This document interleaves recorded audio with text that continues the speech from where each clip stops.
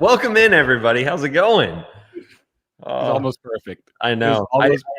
It was like when the music cut off, I got the countdown at the perfect time, but then I forgot to take it off loop. So anyway, Welcome in, everybody. We have Bodie in here today. I'm excited for this one. I also muted you, Bodie. You're going to have to unmute yourself. Yo, what's up? After catching me, we were glad to have you. You missed it, Rod. Dude, honored, truly. We were backstage, Rod, and I was just talking up a storm, and he was like, "You're muted." So I had to return the favor. Well, I'm excited for this one. Bodie, I mean, you'll have to give us background, but I'm just going to say the fun part right now, which is you built an incredible business. You did just under 19K last month. Is that right? Yeah, last month. We were hoping it was going to be built a 22K a month business. That would have been perfect. This month, dude, you're going to hit it. So let's do it. That's the good news. So anyway, if you would just, I guess, quickly run through your story, what gets you to this point. Obviously, we worked with you in forward coaching after you'd already started your business, got to 10K a month. So I guess start from the beginning. How'd you get into real estate media and go from there? Yeah. So the very beginning, I was in college, in my late teens, 19, I believe. And really it was just kind of, I just moved to a first apartment, and I was just honestly, I was just dead broke, man. I'll just keep it real. I was broke as a joke, dude. After beyond the full-time student thing, every day after school, I was doing DoorDash to just kind of make rent and eat.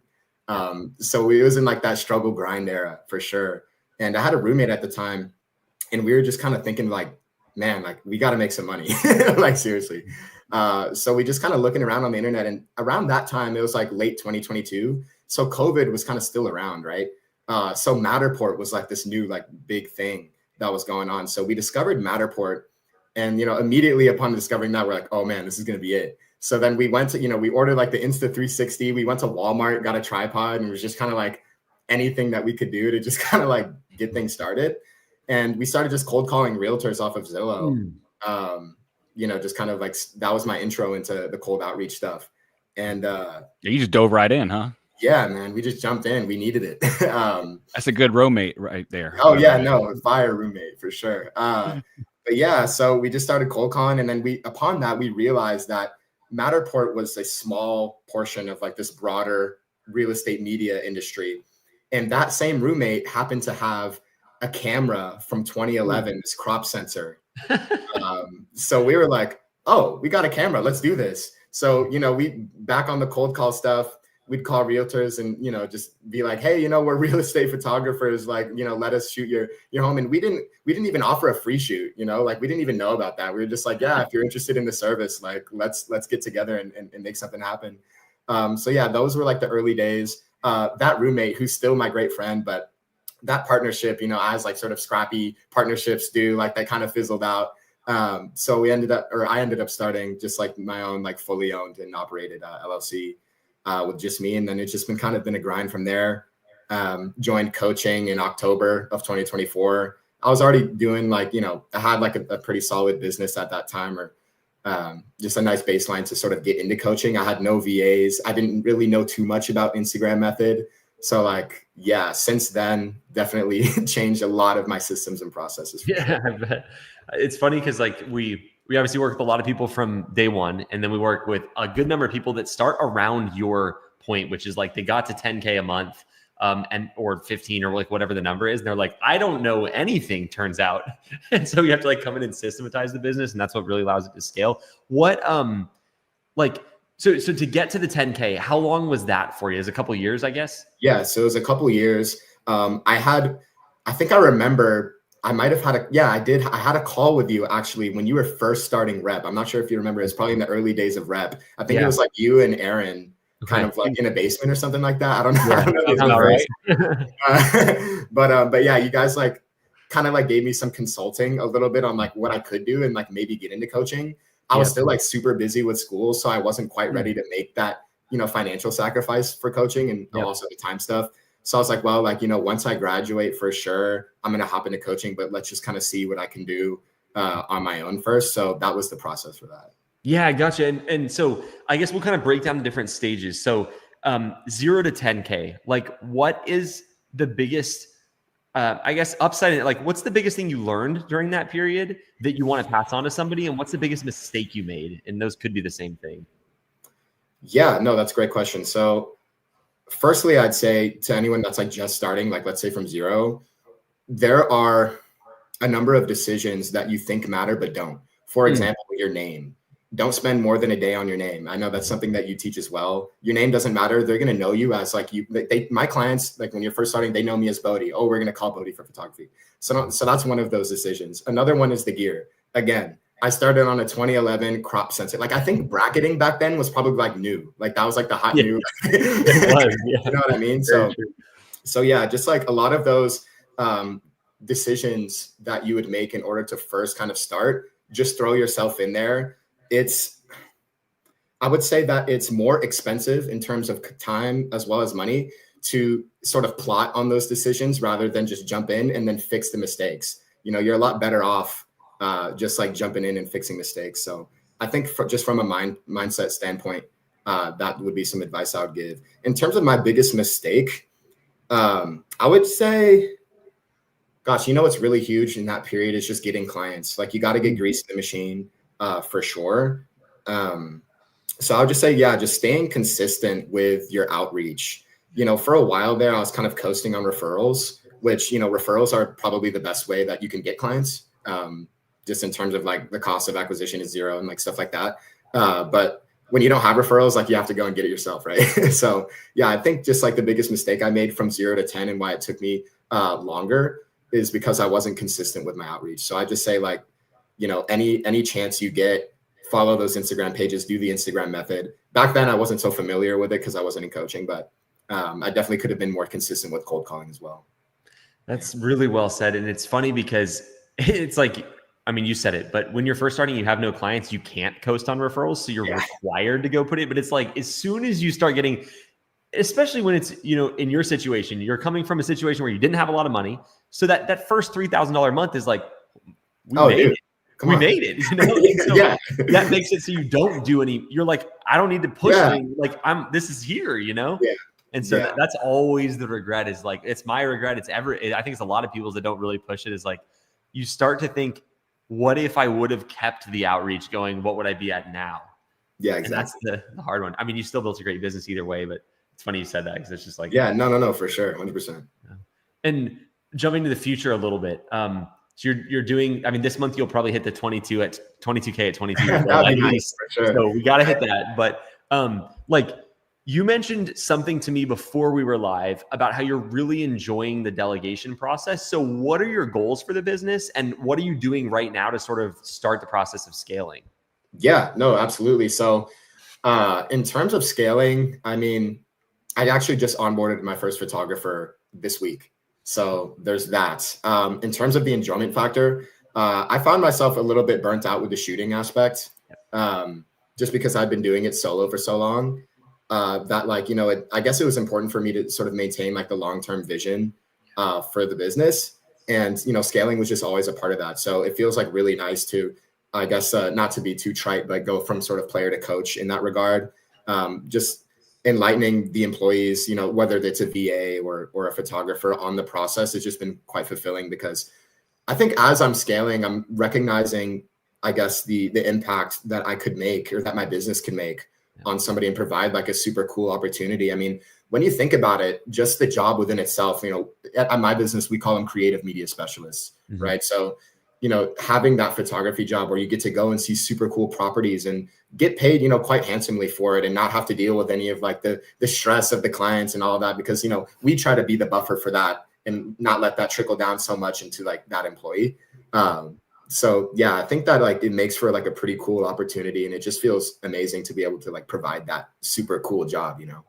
Are you worried about having that photographer meet your clients in like that handoff process, or how does that feel to you? Because you obviously built the business, your clients trust you. What has been your thought process on that? Yeah, so I would say no, I'm not worried about it, just because again, it goes back to having that long-term vision for the business. I heard you say, I think it was you that said, and I love the way that you put it, there's a natural redistribution of clients that align with the company's new values as you scale, right? Yeah. So my new values are creating that business that's a legitimate business with employees I know that's my goal. So, while I hope that my clients continue to trust my process and are able to, be okay with me delegating, if I lose some in the process, then that's actually a solid indicator that I'm on the right track. So no, not worried. Yeah. I mean, your mindset is like super well locked down compared to the size of your business, which is a compliment. And so I think a lot of people, they get very,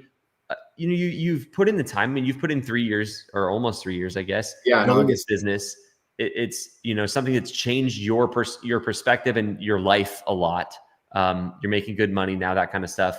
Most people, because of the impact that it has on them, get really worried about it. And so the last sentence you said, as I think like that's like the one liner that really matters, is like you may lose some clients in the process, but it's required to do this to get to your goals. Yeah. So I just wanted to repeat that, because that's most of the Sure. time isn't something people say until they've like gotten 5 employees deep and realized, that that's the way to think about it. So I think that's a really like interesting perspective to already have. What is your goal for the business? Like, what are you trying to have happen?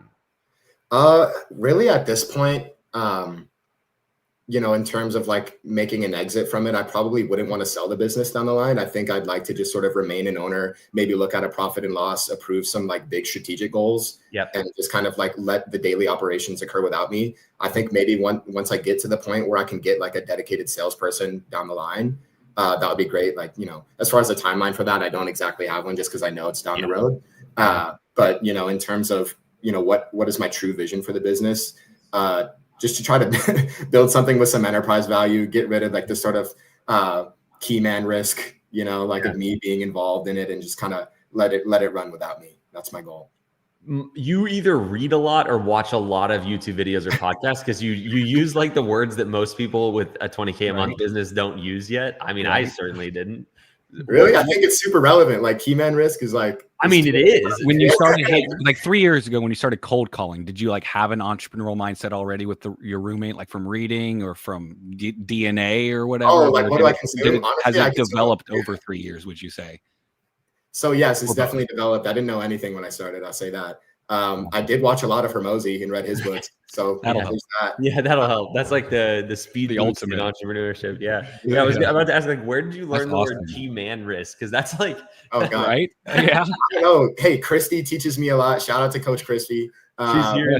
She's Christy Hutt. No, she's the word wizard for real. I mean, that's a good way to describe you, Bodhi. I definitely agree with her saying that. You're well spoken, which I think is like a huge asset. Obviously, you know that. So yeah, I guess for the audience watching, let me ask the audience a question, and then I'll ask you a question based on that. So comment in what revenue you're at in your business right now. If you're just starting, just say 0 or just starting. I want to get a feel for who's here a little bit. We usually do that at the start, so I missed that. So anyway, drop that in there. We're getting Christy shout outs. I got to pop them on here. Yeah, I mean, it's required, So we'll see what they say in there. Okay. Lee's at 5,800. Ricky just starting. Stan at 25K. Very nice. Emphasize what you said too about like, if I lose some people, that's okay. That's just a very beyond like what Eli was saying there is one of our personal friends who has a dog walking business, right? It wants to train and hire and wants to, her exact thing was like, I have some clients that only like me though. I can't do it. So it's just interesting to see this across all businesses. It's the point of which you think you're going to lose some. And it's like, will that be okay? And it's like, oh yeah, maybe wait. Yeah. Cause we're so like focused on not letting any leave at that point, you kind of have to make it happen. So just that you've been so forward thinking about that without even a hiccup, like that's huge. That's huge right there. Well, no, I mean, I for sure, experienced doubt, 100%. But I think, it's funny scaling the business, like how much our, what was once a very niche sort of my real estate photography business is sort of starting to resemble every other business that exists as you scale and become legitimate. So yeah, in real business, there's churn, dude. Like, it's going to happen. You don't want it to. Obviously, you want to have another one of my goals actually is to get better at onboarding, because I'm seriously lacking in that. Dude, there's a really good book called Onboarding Matters. I don't know if you've been recommended it yet, but I forget who it's by, but it's called Onboarding Matters. And it talks actually about, it's onboarding across the board. So it's like onboarding customers, but also onboarding teams. So yeah, I figured I'd mention it. That sounds like a gem. It's a good one. So, okay. So Justin commented in 55K last month. So Justin, we're going to do something real quick. Can you give Bodie a piece of advice? You know what it's like to hire and just have brought on your first person. And then Bodie, you're going to give Keith advice who's doing 5K. So that's all we know about Keith. So like if you went into somebody's business, they're doing 5K a month right now, like what are some of the things you would say to Keith to keep it growing and get to your stage? Sure. Yeah, at 5K a month, you definitely have some grease in the machine. I would say don't let off the gas in terms of free shoots. It all depends on your goals, and if growth is scaling is your goal personally, then yeah, I would say do not be afraid to give those free shoots. As you're doing them, look for upsell opportunities. If what I do personally in my business is we start off with free, but we don't restrict clients to like that free 25 photo package. If they want to order more, we encourage them to. And what we say is, hey, what we could do is actually register the order as like a $225 discount towards anything else that you order. Right. So, and make sure to enunciate 225, like make it sound big, what I mean? like really sell it. And, but yeah, man, just like upselling, client acquisition for sure. As long as you have your basic systems in place, like, don't have, a Dropbox and then a payment processor and then like condense it, get on Spiro, like, come on, man, join the team. But yeah, like have a base system at 5K. I'm sure you already do. So I would just say like, yeah, don't let off the gas. You're going to encounter some clients who are actually not beneficial to your business and your business goals. So it's important to not, let's say a client is upset about something in the process, whether it's the photos themselves or something, and they're asking you to do something that's custom that may be a little bit beyond the limits of like what your business is built for. Don't change your entire business for that one client. You know what I mean? That's like a big one that I had to learn for sure. Like you run your business and the clients that align with those values are going to be the clients that take you to 10K, 20K, 30K, whatever. So that'd be my advice. That was really good, especially especially all of it, huh? But the client acquisition, yes. The last thing you said, Jared on my team always talks about it. He's really good with making. Sometimes when you're thinking about something, it's easy to get in problem solving mode, and then I think Jared's really good a lot of times at being like, "Is this a problem we need to solve?" And so he basically has this phrase, which is like, "Don't make a 99% change for 1% of your clients," and that's basically. And he says that, and every time like someone says that to me, like I understand it, and I'm immediately like, you're right. Like any problem can be solved, just you get paid in accordance with the problems you do solve. And it's like if you solve a problem there's two things that are true. If you solve a problem for a small percentage of your client base, it doesn't do anything for you. But sometimes trying to fix for 1% of your client base messes up the rest of your client base's needs. And that's the real danger. That like your business for what your business is already. Yes. Right? Yes. And it's like there's going to be, I'm learning this now, and really just all throughout the business at all stages, like there's going to be fires that are burning. It's not worth it to put all of them out. It's worth it to put the biggest one out. Right. Yeah. So for me, for a while, that was hiring, right? That fire was burning. And obviously that's the highest leverage task. So as I'm scaling, you just notice like there's a bunch of holes in the business, which what's really going to move the needle, you choose that one. And then once that one is done, you reassess and look for the next biggest one. And then you tackle that. Don't try to spread yourself thin and tackle them all at once. It's probably just not going to be efficient. Maybe you'll end up like rush hiring someone or just making that, so it's like, just focus on one thing at a time. And you'd be surprised how much more productive you are once you do that. Like give something your full energy and focus until it's done. That's the thing that takes another thing you're saying that takes a long time for most people, myself included, to learn, because there's always fires, like you said. And it's tempting to want to work on everything at once, but the fastest growth comes from when you work on the one thing. Like we say it in terms of bottleneck, it's like what's restricting the flow the most. And so I love that advice. Justin dropped the advice for you, which is you have to truly enjoy who you work with. You have to like your employees if they're a friend, because you have to put your trust in your shooters, customer service over everything.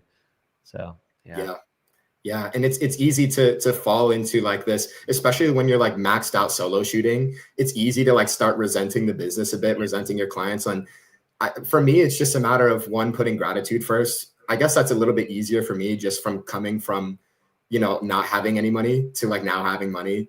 So it's like, I'm super happy to put out some fires for my clients. And so that's one aspect of it. But the other one is just like humanizing your clients. It's easy to just kind of be in Spiro and just see them as like names and phone numbers in your open phone and all that. But it's, we're privileged to be able to help somebody's business with our business, right? It's not like, you know, what we're selling, the services we're selling aren't like someone's nice to have. You know, it's like, it'd be nice to have some ice cream. Like no one needs ice cream, but these like, you know, these realtors, they need our services for, you know, to feed their families and to provide for their teams. So it's, you know, it's an honor to be able to do that. And, you know, selling these, you know, sometimes multi-million-dollar properties, like, yeah, man, enjoy that shit, you know, like, for sure. No, agreed 100%. What gave you I know you you told your story already with the Matterport thing, but like most people are way too scared to pick up the phone and start cold calling, especially when they don't know anything about what they're doing, which was you at that point. So like, 100%. how did that happen? Like, what gave you the confidence, I guess, to just start? Did you cold call first and figure it out second? Is that how that worked? Yeah, dude, I like, it was so fun. I remember actually picking up the phone for the first time. Yeah, dude, I remember it clear as day. It was like, I was like shaking. Literally, you did it. Oh my God. Yeah. So yeah, I was literally shaking and I was like, hi, my name is Bodie. And you know, like that kind of thing. Yeah. But I think there is an advantage. I mean, there's numerous advantages to being smaller for sure. I mean, we know that, but especially like even kind of being nervous on the phone because you don't have like that super salesy voice yet. Yes, it's what works better. It's like more genuine for really, like, you know what I mean? Like, so it's kind of like, it's a little bit of a blessing, like that, like, I guess maybe beginner's luck, like that kind of thing. Because you end up like sounding like a person. You know? Yes. So maybe it works. Was that, you don't have a sales accent, I call it, where it's like the sales accent kicks on. Where it's like, well, I mean, we could do a deal on that. It's like it gets a little like, instead of just, you know, low tone and just chatting with somebody. Yeah, I have to snap myself. How you can help. Yeah. I was at a video workshop in Nashville a couple of weeks ago that Kevin hosted, and there's a kid, really, I mean, awesome guy named August, and we were talking kind of out. Kevin was doing his workshop, and we were in the laundry room. We were talking, and I convinced him to do his first cold call right then. Nice. And it was funny because it went great. Like the first guy was like, he was talking on the phone and I would mute it to tell him something and he would tell the guy. And the guy basically ended up connecting him with the person in the brokerage. Like it was a very successful first outcome. It wasn't like a book shoot. It was pretty close. With the brokerage, come on. But yeah. The funniest part was I told him what you just said, which is like, I told him to go back and if he does 2 hours of cold calling a day, he's going to have more clients than he knows what to do with. I don't know if he's continued to do that since then because that's tough. That's a lot of work. But I gave him like a pretty aggressive goal on purpose. But anyway, I was like, the one thing you have to watch out for is when you start to get smooth, you're going to wonder why you're not making any sales anymore. And it's like, you can't have that, like when they answer, hey, my name's Eli, and you just bark it on him, you know? And it's like kind of the, when he's on the call that converts. So I thought it's so funny that you said that.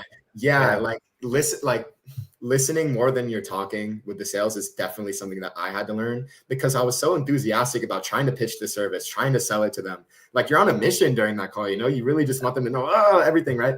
But yeah, just shutting up is just like the most brilliant thing ever. Like once you like say your quote or if they ask you for a price, silence, just shut up. Shut up after you say it. Literally after you say the price, don't assume their budget. Don't literally just nothing, just silence and let them respond. Yeah. Don't, you know, the funniest thing too, I think new people do is if someone's ready to go, like they already, like they know what they want, they're ready to go, but you didn't have the chance to get through what you wanted to tell them, people just start doing it. I'm like, they already said yes, dude. Like take the money. It's done. You don't need to keep, bro. Chill. Like, close the deal. It's fine. Anyway, what on the cold calling, and do you have time for like 5 more minutes? Oh, I have a bunch of time. Perfect. Yeah. So while we're talking about cold calling, it's like, I love the Instagram method. Everybody needs to do that as a baseline, but adding on what we call the outbound method, which is cold calling, a specific process where you look on Zillow and stuff, but like a lot of people are scared of it. Do you have any flow for, obviously you just have to do it, but like when you're doing it, do you prefer to batch a ton at once or like, what's your process for that?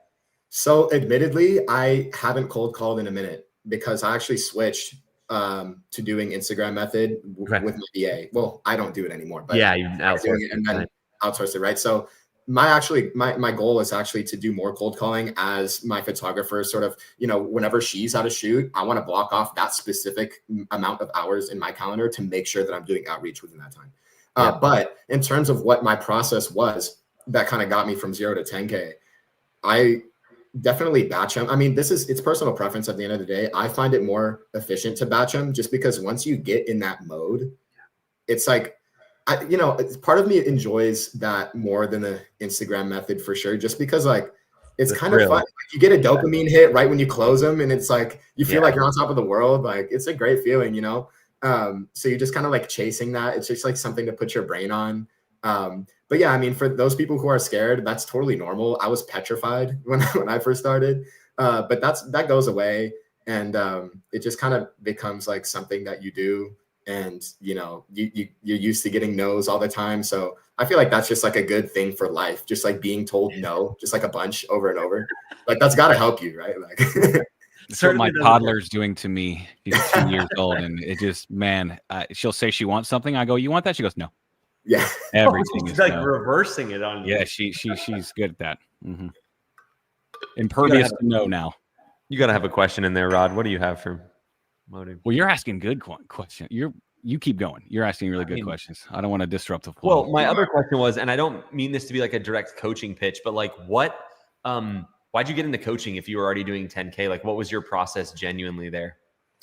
So my process genuinely was sort of a one-on-one aspect, you know, just in terms of like, even the free content that you provide was like, and you know, for me enough to get to 10, to be honest. So there's that, which thank you, by the way. But you know, there was like the one-on-one coaching aspect that was like, okay, well, you know, just being able to give somebody a play-by-play and then having them sort of, you know, parse that and then give you like the nuggets of wisdom is just like, you can't even put a price on that, honestly. So there's that aspect of it. Really just a systems thing too, like just like getting VAs in place. That's like a learning curve in itself. Being able to onboard somebody, you know, into your team is just never something that I had any experience with. So yeah, just from that sort of aspect, I think at least in my process, the early stages of the business was literally just like get clients and be a good admin. Yeah. Those were kind of like the two things that like got me there. And I'd probably pass on that advice. Like, don't overcomplicate it. Some clients are for you, some are not. Just literally keep going until you see the number in your bank account, just like full force from 0 to 10. That'd probably be like my like super, super gross simplification. But yeah, in terms of the coaching aspect, like just like, yeah, heightening my systems, like refining my processes, looking for inefficiencies. Like there's just a bunch of like those little nuggets that stack up into something super, truly valuable. So that's what I'd say. Kind of like we were talking about before. I mean, it's everything can be learned on its own. It's just what the cost is going to be.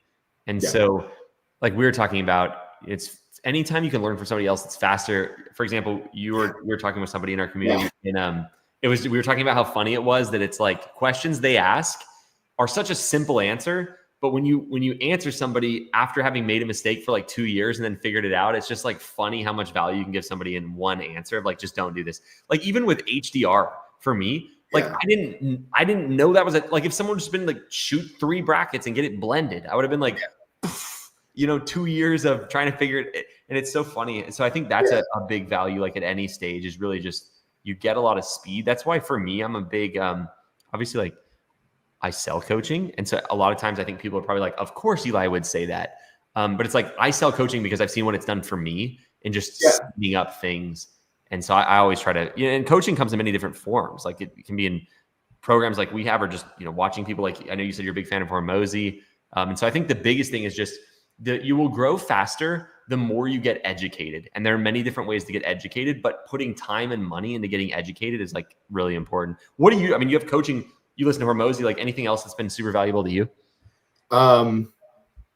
Gosh, some of the books, I think you recommended a few. There was that one by that, oh gosh, the titles of these books escape me because I just do audiobooks. So I'm not like looking at the cover or anything. But there was one about that, like, you know, she was like in charge of like, I guess like hiring like HR stuff at Google and Apple. Radical Candor. Yes, Radical Candor. So that was a cool one. I thought a lot of it was a little bit beyond my scope, but like the first half of it was like super valuable. And then there's the Go Giver as well, just like about like the mindset stuff. I think for someone just starting out, like that'd probably be like the essential one, to be honest. I agree. Just because it's like, it's short, like throw on the audiobook. If you have a shoot that's like far away, like you could literally knock it out like there and back. So there's that. But yeah, I mean, what else? I think it's this is going to sound corny, but just like listening to your business a lot and just like going on walks and just kind of like thinking of ideas and like that kind of thing. just because when you're in the day-to-day operations of stuff, like for example, you know, we were talking about at the beginning, like it's just a straightforward answer. But at the time, like you talk about HDR and like, you know, let's say like flash equipment and stuff. I'm sure there's someone there that's starting out that had a client that was super upset when they didn't show up with flash. Yeah. Like, where's your equipment? You know what I mean? So like in that moment, it seems like this huge like thing. They're like, oh my gosh, I'm missing flash. But no, you're not missing flash. That client just either needs to get hip or you gotta kick him to the curb. More likely than not, they'll be fine. You know, once they see the output of the photos, and especially if you just have a great attitude during the shoot and you just get them excited about it, they'll end up trusting you. Yeah, and it's hard when you have that happen because then you start second guessing every part of your business, and you're like, maybe I do need flash. I mean, that's what happened to me. I started using flash for a while, like years ago, and it was just like, man, it's so nice to not have to. I mean, the more you said it really well, but it's like walking and just listening to your business gives you perspective and time to think about whether it's just like when you're focused on a one client issue, it kind of feels like it's your whole client base that thinks that, and so the perspective is really good. You know, you'll hear something I repeat a lot because when I thought about it this way, it was like, oh, of course. But people will say they have really good ideas when they're driving or when they're in the shower or when they're on a walk. And I'm like, dude, if I got good ideas in the shower, I'm going to start showering 2 hours a day. Like really though. Yeah. You've worked in psychology. Like for me, it's the walks with the audiobook. Sometimes I stop listening to the audiobook, but it's something with like the auditory stimulation, like seeing new stuff. I have like crazy, like I went on a run yesterday. I went too far and now I'm sore as can be. But anyway, I had like 5 miles to be fair. Yeah. I mean, it was too long for a guy like me, but anyway, dude, there was like 3 things. I got out my phone and I like set a reminder because I was like, I never would have thought of this if I was at home at my desk doing something I normally do. And so, I love your advice there. Yeah. The best ideas for me is like when I'm working out in the morning and then it's like I'm just distracted from the workout the whole time, just recording my ideas down so I don't forget them in 7 seconds. Right. So double-edged the sword. worst thing you can do for productivity is sit at your freaking desk with notes open and try to think of some ideas. It's like asking for writer's block. Yes. But so many people do that when they're first starting their business. They sit down and they're like, I'm going to get to work. And it's like, on what? Yeah. Like, I don't know. I'm like, well, you're not going to find the answer at your desk. I promise you that. So anyway, I guess just to end it, and I appreciate your time so far, but I feel like you already dropped like 100 good pieces of advice. But for somebody that is scared to start this business, but they really want to do it, like what's the one step you'd tell them to do like right after this live? Like something, it can be big or small. What should they do? Right after the live, I mean, if you don't have that LLC created, just do that for sure. And the reason why is because it's a financial commitment. So once you make that financial commitment, however small or big that is to you, it's going to motivate you to just actually follow through. Right. So I'd say if it's something you really want to do, it's a little bit detached because you're not actually talking to any realtors. You're not doing anything. So just get the LLC started. You already put some money into it. Like you're going to want to make it back. Right.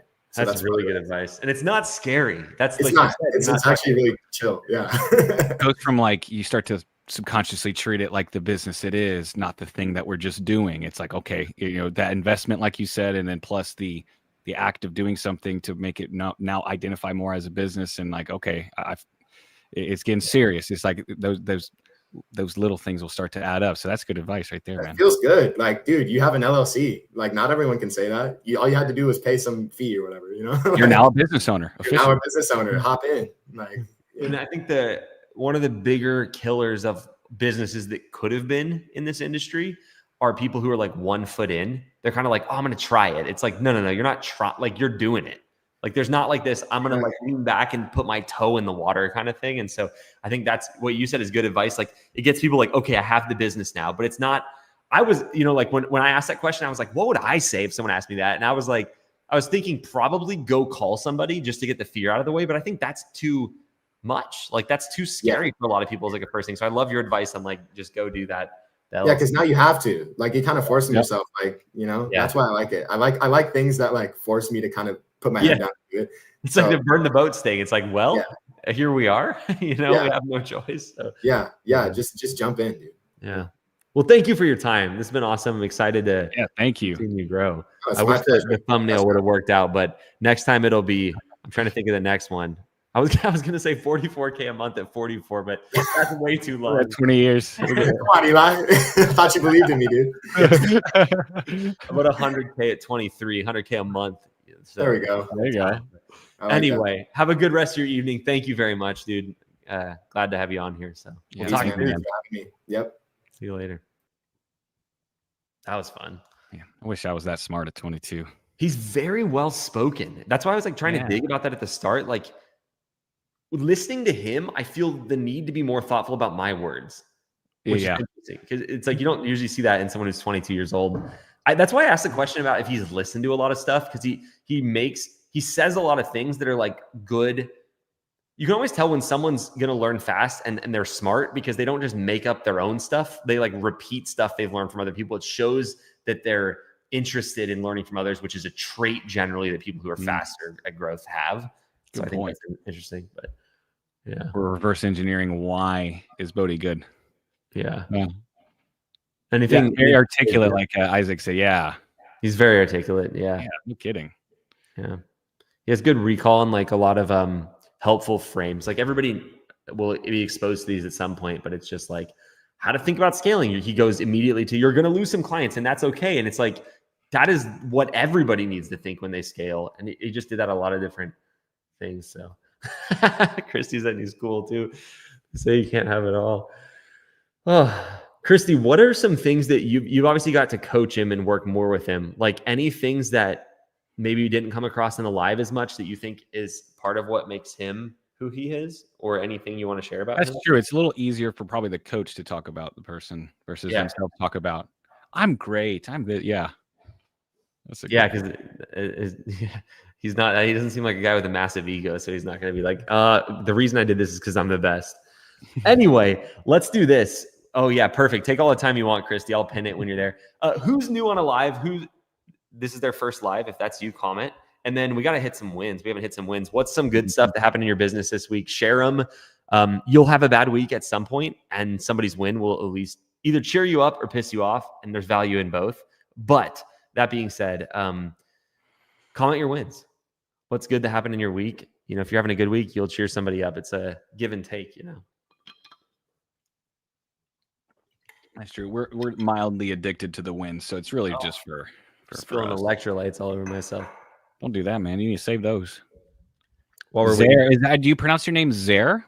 If that's correct, let me know. If not, let me know what it rhymes with so I don't butcher it. But Zaire, Adventures of Captain Krusty. Captain Krusty, the Captain Krusty, is in here right now. My goodness. First premiere video with agent on camera. Nice, William. How'd it go? Zaire. Zaire. Oh, I should have known that. Adam said sold 2 premium reels, just under $1,000, pushing 5K for the month. Adam, congrats. BJ said several agents got back to me about the free shoot and were interested. Nice. That's the first step. That's awesome. Here we go. What else? Oh, here's Adam Wilson. I missed some good ones in here. 2 weeks ago, Adam, you were talking about, at 3. And then boom, now we're at 5. Okay. Rod, you have an incredible memory, I will say. He might say that was completely wrong, but Mike, where you a whole lot of confidence. And no, I remember it was $3,000. He was saying like might not have been like 2 weeks ago or something. So this is a big one here. Dan said first 20K month last month. New photographer is fully up and running. That's like obviously the 20K month is cool. That second part, that's what builds the 50K or 100K a month business. So congrats on that. Hector said we hit 19K in May. Very nice. Do we put Dan's up?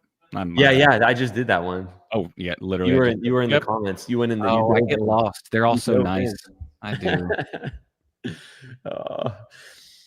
Chasing Daylight Studio said just finishing the Ford program now, and it's Ron and Melissa. What's up? We hit 12K in May and going strong in June. Congrats. That's awesome. Let's see. First free shoot flood in May and already in June. Instagram works, people. Very nice, Lisa. Well, thanks for. Yeah, thanks, Bodie. I was about to say thanks for having us, but I think it's thanks for being on. Is what I was looking for. Welcome into the other side of things in the chat. Let's see.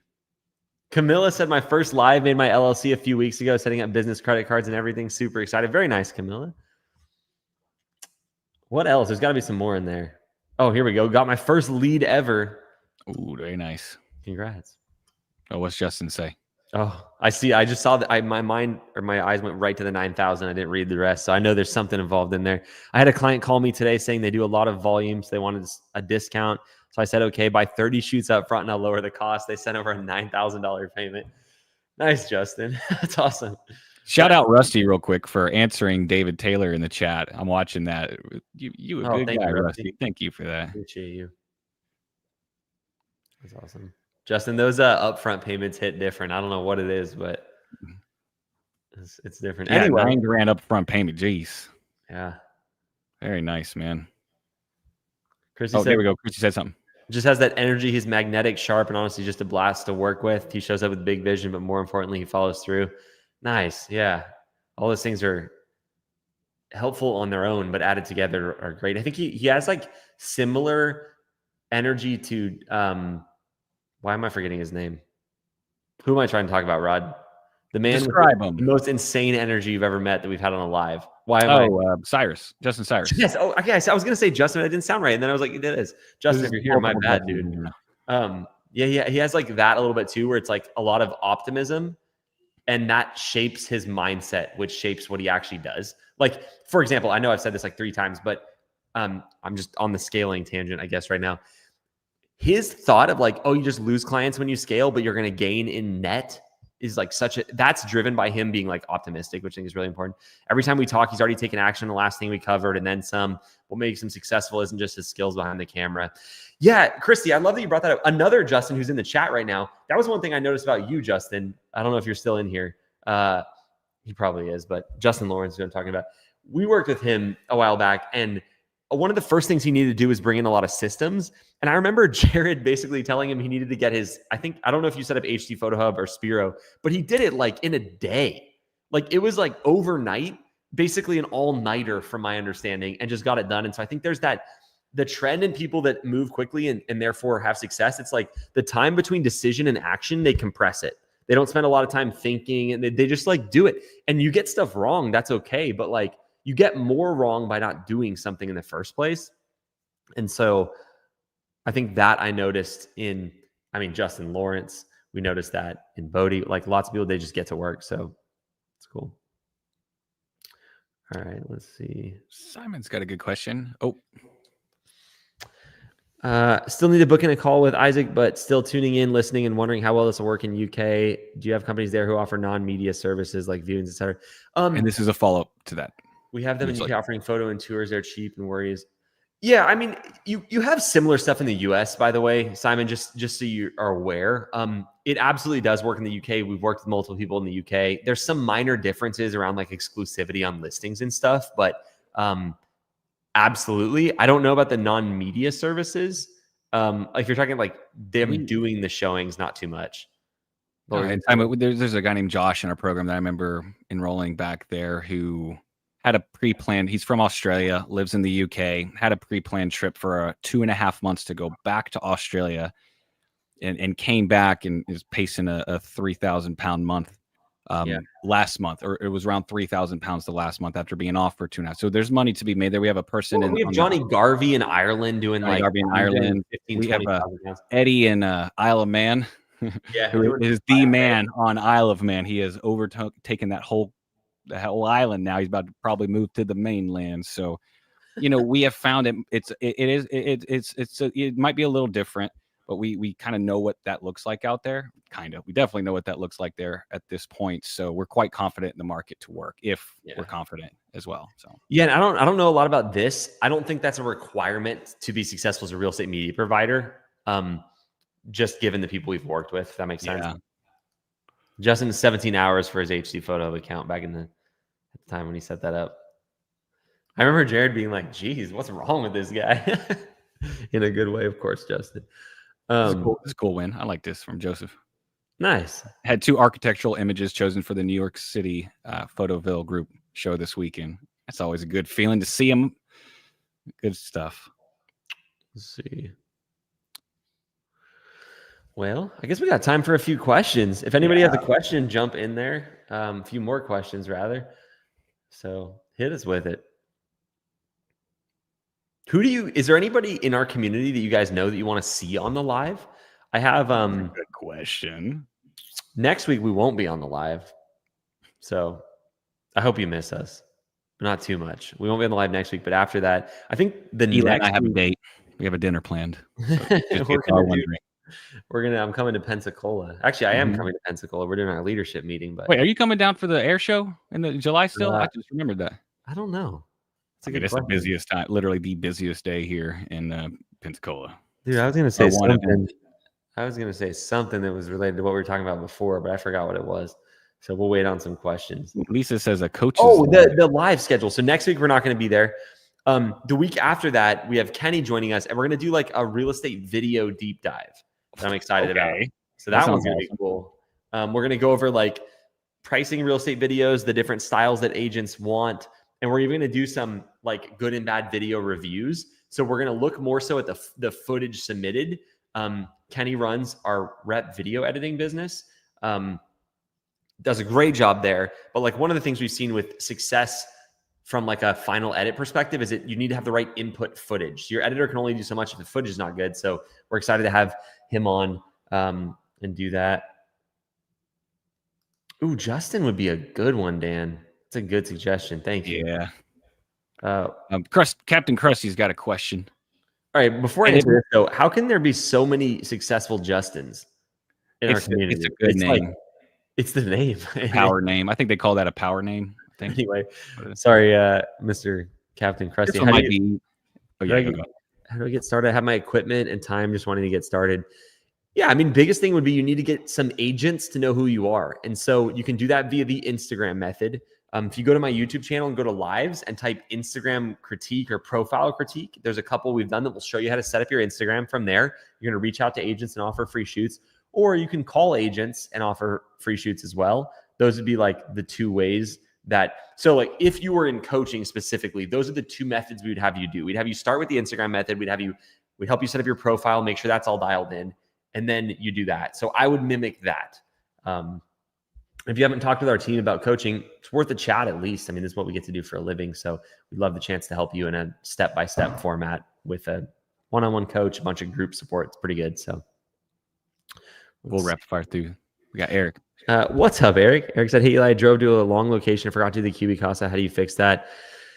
I mean, be honest and just let them know you forgot. I think you may have to just drive back out there if they really want it done. They may say no worries, but be honest. Don't make up an excuse is what I would say. You could try to find someone local that could swing over there and do it, but I think you may just end up driving back out there, unfortunately.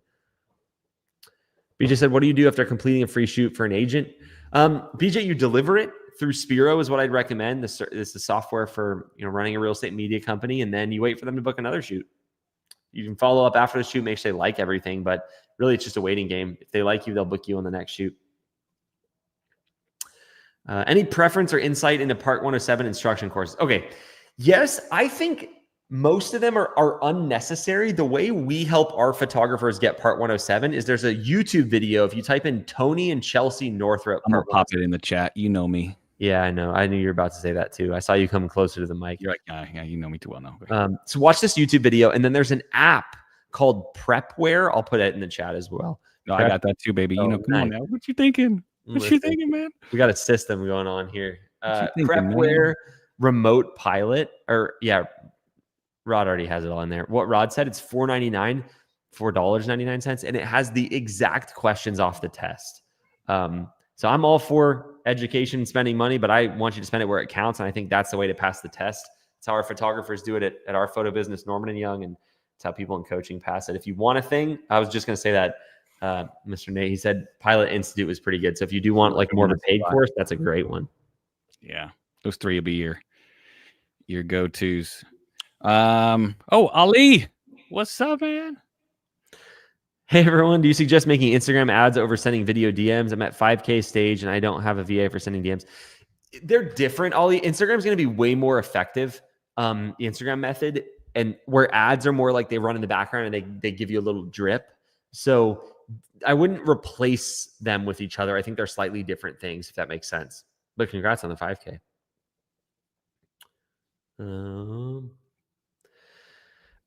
Owen, hello. He said, I'm in the Pacific Northwest, and although I know there's a market for it, I can't imagine someone spending $500,000 in a video. How do I find these people, and how is it worth it to them?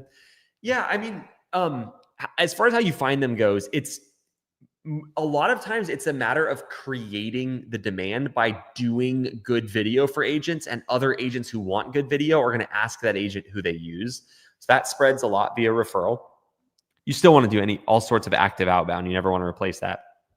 But that's how it's worth it to them is, I mean, the video doesn't just sell the house, right? It helps them build their brand, and putting money into building your brand is very, very worthwhile. It's how they win listings.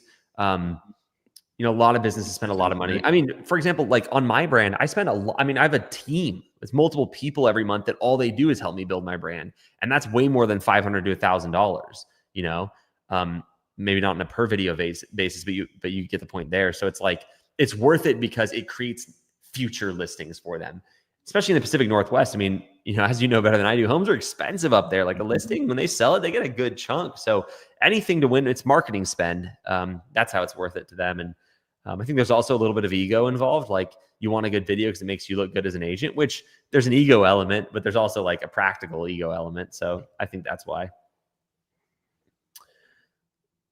Are there any other companies you would recommend for real estate media delivery besides Spiro? Thank you. Is there a reason you want to look besides Spiro? The reason I ask is because Spiro is like nearly the cheapest out there. And I think they have the best functionality. Obviously, I'm biased. I'm part of the Spiro team. I own a percentage of the business, but I was interested in doing that because of what Todd built, because it's the best. Because for me, there's obviously I teach this. This is what I get to do. And so I want to always recommend the best solution. So like, that's why I think Spiro is the best.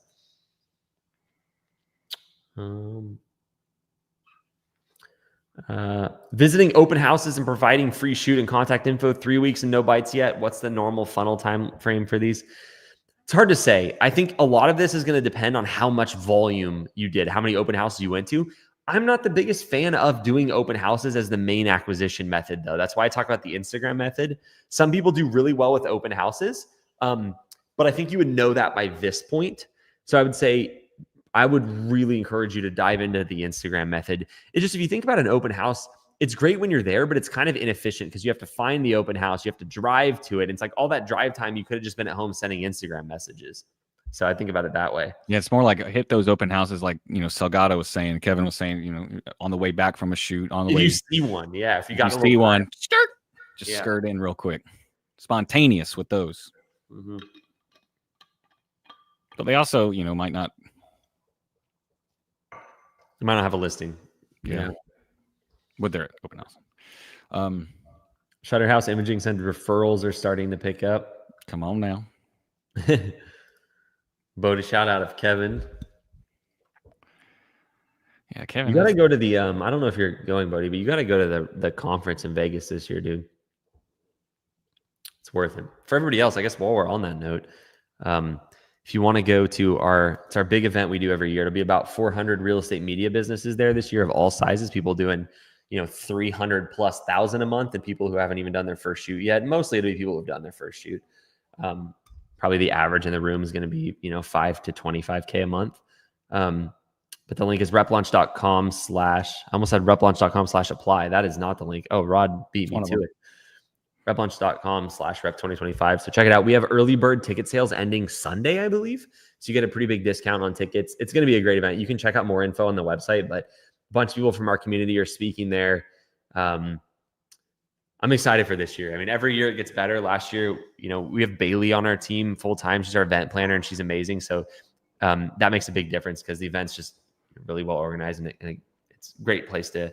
If there's something you're going to do this year, like for your media business, it's probably like the highest value 48 hours you could possibly spend because you're surrounded by 400 people doing this that get it. Yeah. And so I would encourage you to make the trip out there.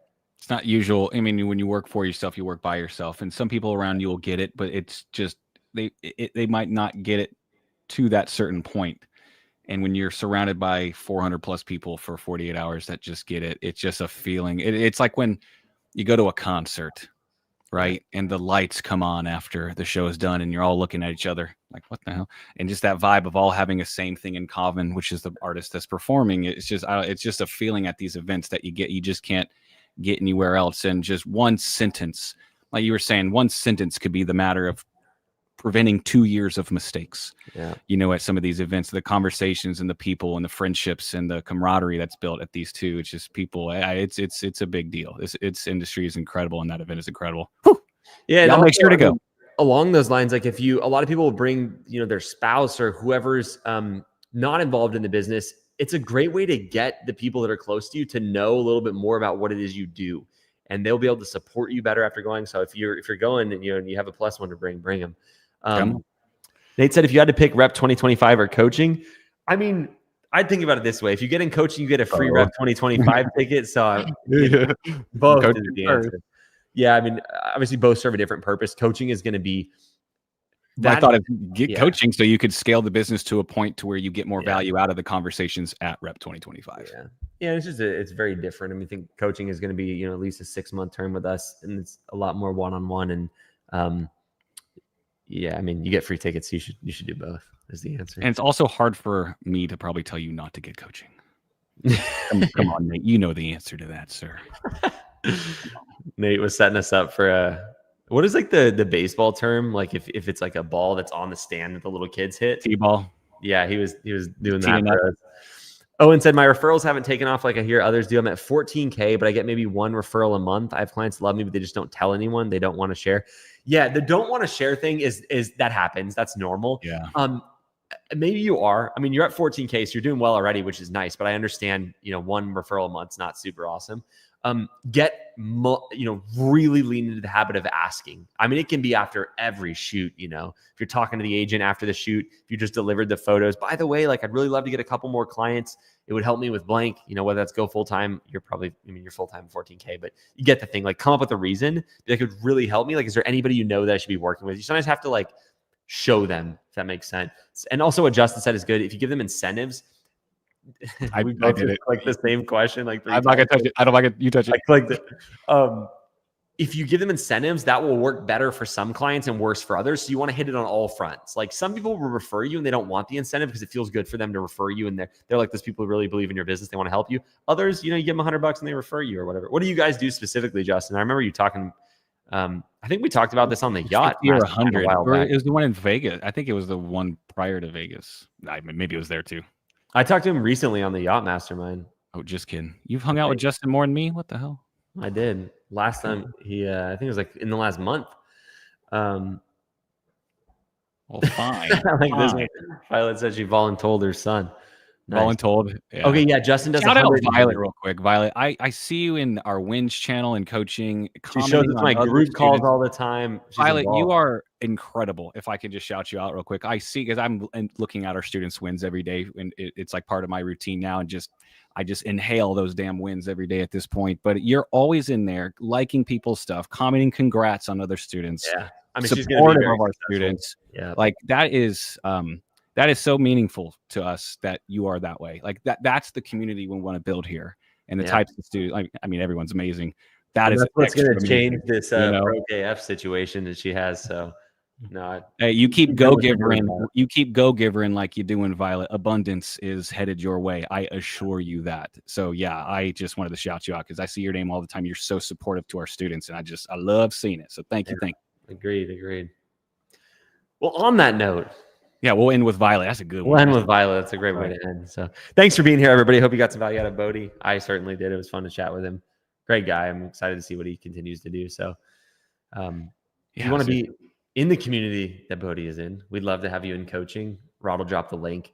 On a serious note, like I know, especially if you've been here on a live for a while, don't be shy to get on and talk with the team. Even if you're like, I don't know if it's right for me right now. Like that's what we're here for. So you go to replaunch.com/apply. You're going to fill out a quick form that gives us a little bit of information on you so we can send you to the right person on our team to talk to you. And then as soon as you fill out that form, it's going to redirect you to a link to book a call. So you'll book a call at the time that works for you. That's what the process looks like. You have a great team. They'll be able to, walk you through. The things we want to look at is like, especially if you're in Launch, which is our beginner program, is we have a guarantee associated with Launch, which says if you do these things and don't get this result, you get all your money back. And that's obviously good for you on your end, but it means that we have a certain responsibility on our end to like make sure that you're in a market where this is going to work. And so we research your market with you. We make sure you're in an area with enough population, with home values that make sense. We, look at that side, but then it's like, okay, once the market's set, it's like, is this what you want to do? And so we talk with you about what this business is going to look like, what your schedule looks like. And so that's what that first call would look like. Just so you have a little bit of like, what am I walking into? It's never pressure to make decisions. Like that's not the type of business that we run around here. It's not how I want a business to be run. So yeah. We'd love to talk with you. Yeah, go for it. To explain the team that we have here, and I love working with them every day. It's just they exude grace. They're understanding. They want you to win, but they also are understanding. So just be upfront with them. Be real with them. If something's a concern of yours, we're not going to go, a concern? What? I had a million concerns when I first got into coaching, and I knew the person personally that introduced me, and I had 3 weeks worth of concerns. 3. Yeah. And it's just like, don't be shy about those. Our team is here to help with that. They're here to help with those concerns, navigate those things, and to show how coaching would work and let you decide what you see as best. And then they'll support from there. Right. So yeah, they're an incredible team. And I've worked with half of them for over 4 years, actually. Yeah. So I trust them. Like I always say, I trust them with my grandma. My grandma want to do real estate media. She's like, where should I go? With the team, baby. I know they'll take care of her. Come on. So yeah, you if you have spoken to anyone on our team and you want to shout them out, please do so. They love seeing it in the comments. If you have spoken to anyone here, or of your coach, or whether it's people on the front lines in our enrollment team that's talking about coaching, our support team here, if it's anyone, shout them out in the comments, because I go through and screenshot it and give it to them on our sales meeting the next day, and our different meetings we have, our coach meetings, sales meetings, enrollment meetings, all of those support meetings, and they just love to see it. So if y'all want to do that, it won't hurt their feelings. So. Well, probably about, I don't know, half the people in here are already in coaching. So we get a little bit of our community on these lives, which is fun. So yeah, love to work with you. Thanks for your time today. If you're newer here and you're like, I don't even know if I want to do real estate media, my assignment, so to speak, to you would be to go binge watch all of my YouTube videos. I apologize in advance for how much you'll have to listen to me, but you'll either walk away from them being like, this is what I want to do, or this is not what I want to do. And both those are very valuable things. Being on the fence about this business in general is not a valuable place for people to be. And so I'd rather you decide, hey, this is not for me, or hey, this is for me. And that way you can move in, towards your goals, whatever those might be. So we look forward to working with you. Have a good rest of your day, and we will see you later. Bye, y'all. Which music should we do, Rod? We'll probably do... We need to surprise somebody with some like new stuff. I know. Some old classic rock one day. We have like, this is probably going to get us demonetized on YouTube, but we have like, let's delete our video immediately. Anyway, see you guys later. We're going to do, it's labeled as poppy music, so we'll see what it is. Later, everybody.